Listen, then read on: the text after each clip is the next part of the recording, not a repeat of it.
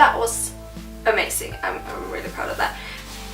Hello everybody, welcome to another video brought to you by this amazing human being right here, also known as Alice. Today we are gonna be doing the worst books of 2017, which there's quite a lot of them actually. It hasn't been the best year, but I'm also gonna do a part 2, which is the best books of 2017, because I felt like I needed to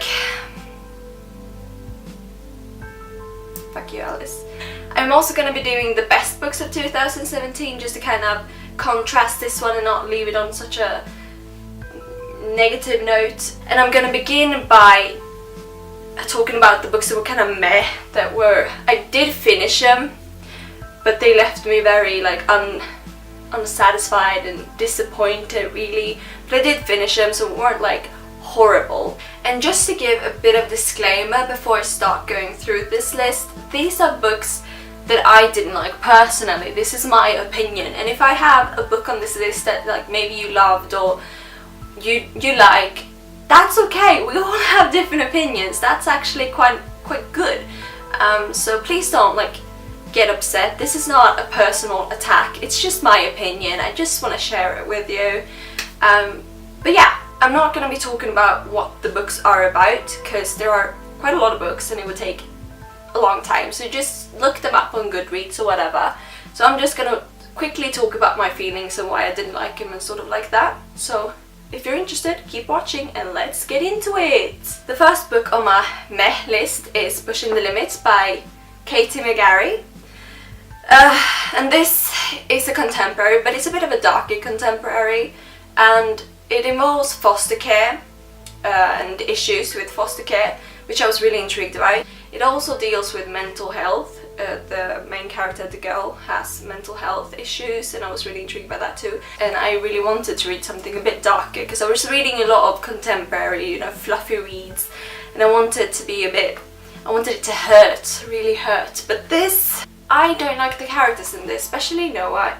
He's just so stupid sometimes. Actually, there are a lot of things I like about Noah, but there's also a lot of things that just boy, what the fuck are you doing?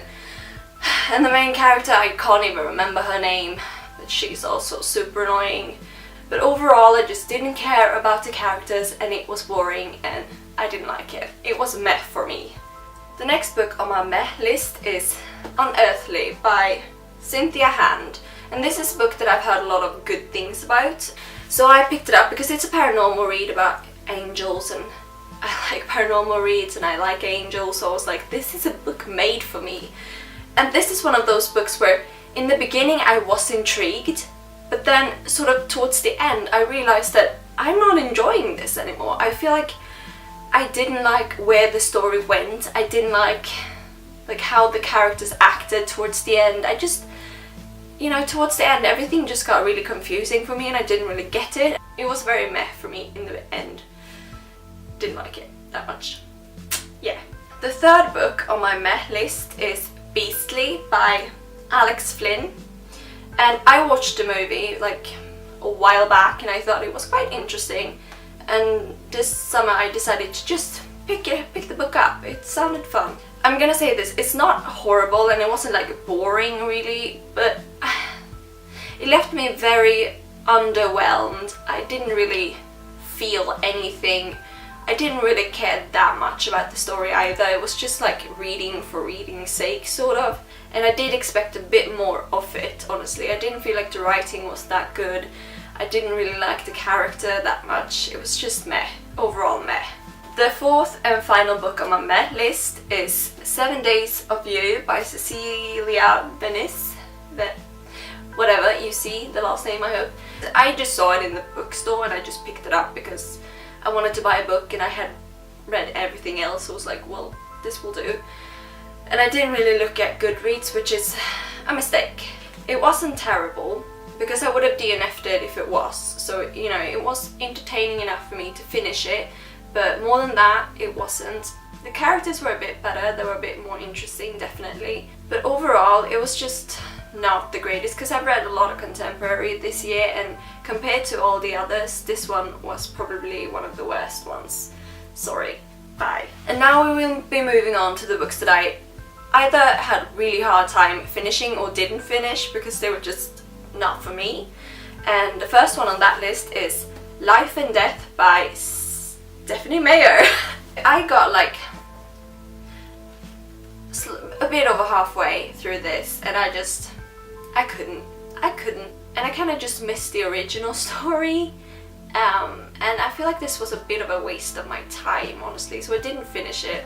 I mean, it's not a horrible book because it is Twilight reimagined, so I mean, I like Twilight.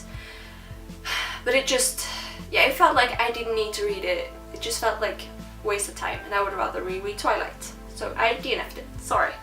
The second book is Hurt by Tabitha Susuma. I'm sorry if I pronounced that wrong, but yeah.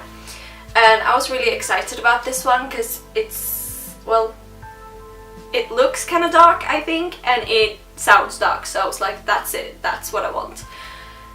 And I just, I couldn't get through it. The thing is, I DNF'd it, and I was like, oh wow, I still have the bookmark, so I'm like, I don't have that much left, but I just couldn't do it. I don't care. Thing is, I like the story and I like the character, but there was just something about the writing. Like, this one is told in present tense, and somehow, for some reason, my mind kept translating the present tense to past tense. Like, I read he steps out and my mind was like, no, he stepped out, and that happened all the time. I really just got stuck on the writing, and that's never happened before. So I don't really know what that's about, but yeah, I just really couldn't get through the writing. The story in itself I really liked.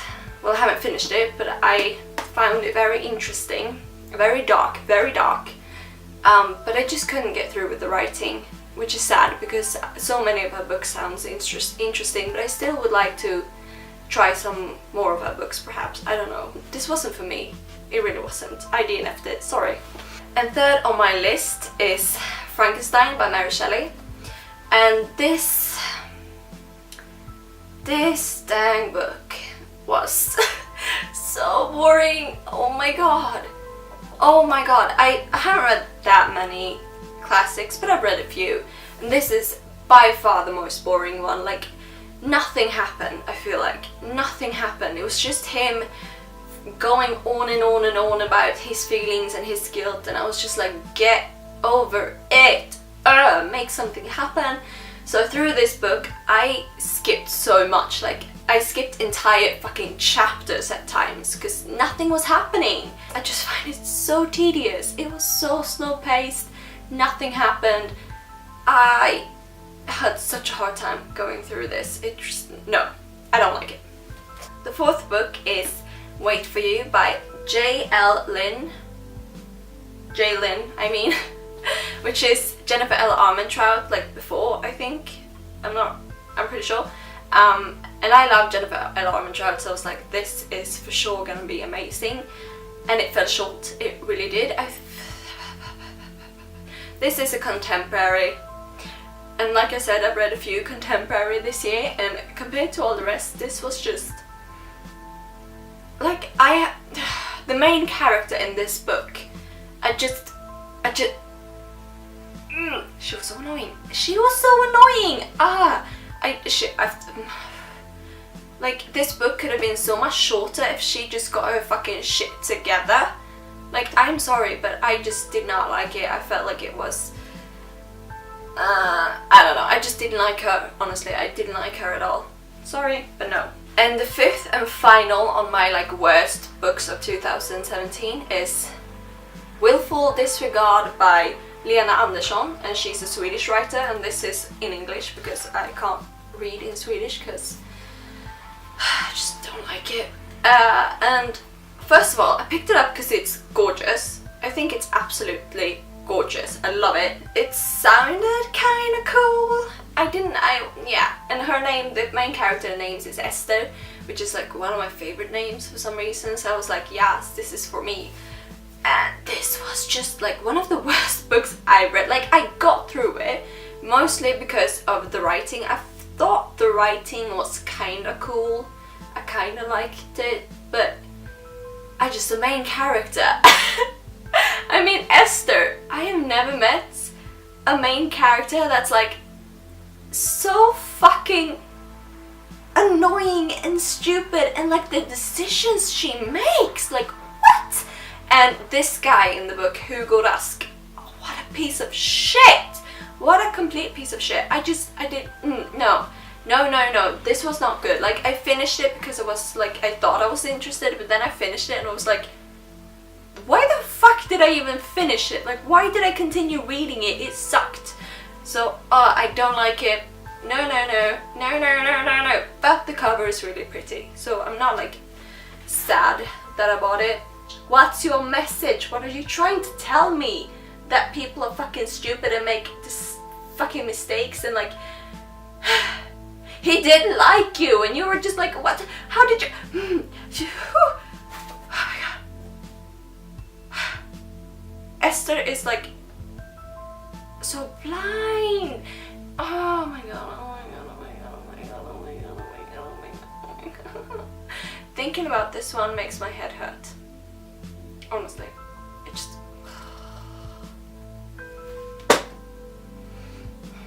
So that was the worst books of 2017, and like I said, I will be doing a best of 2017 just to kind of, you know, because this was very negative and I want to do something positive as well, you know.